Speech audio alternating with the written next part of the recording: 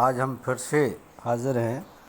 हमारा जो पार्ट शेष रह गया था भारत में अंग्रेजी राज की स्थापना का, जो लास्ट हिस्सा है, हम देखें इसमें कि हमारा एक हेडिंग है अंग्रेज़ों के व्यापार के लिए भारत की क्या क्या चीज़ें महत्वपूर्ण थीं।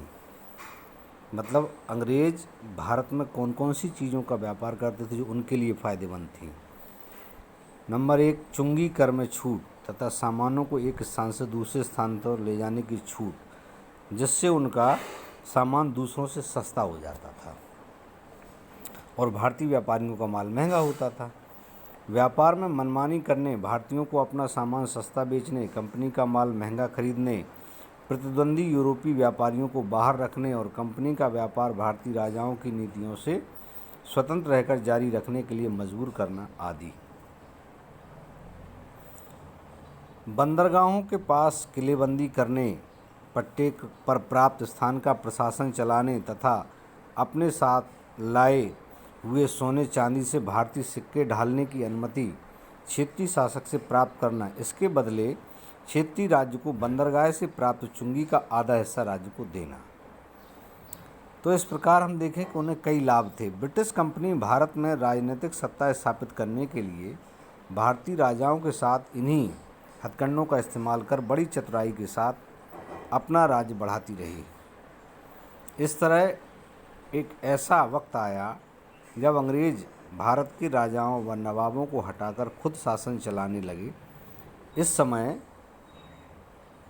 समय पर आवश्यकता अनुसार, कहते हैं, अपनी नीति में बदलाव, शर्तों को तोड़ना, भारतीय राजाओं पर आक्रमण, क्षेत्रीय राजनीति में दखलंदाजी, राजाओं के साथ कुचक्र, है ना, मतलब गलत तरीके से उनके साथ हमेशा उनको कोशिश ये करना कि इन्हें कैसे फंसाया जाए, फूट डालना, आपस में लड़ाना आदि तरीकों का निर्लज्जतापूर्वक प्रयोग करते रहे। ये सारे तरीके थे अंग्रेज़ों के कि भारत में उन्होंने कैसे अंग्रेजी राज बनाया।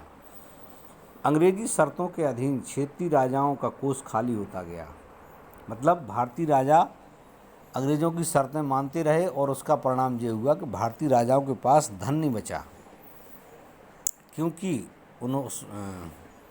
उनका जो कोष था वो खाली होता गया। उन्हें राजकाज एवं विकास कार्यों को करना मुश्किल हो गया। राज्य की आमदनी अंग्रेज़ों के हिस्से में जाती रही और खर्च की जिम्मेदारी राजा उठाते रहे और राज्य में जनता की तकलीफ़ के लिए भी राजा जिम्मेदार ठहराए जाने लगे।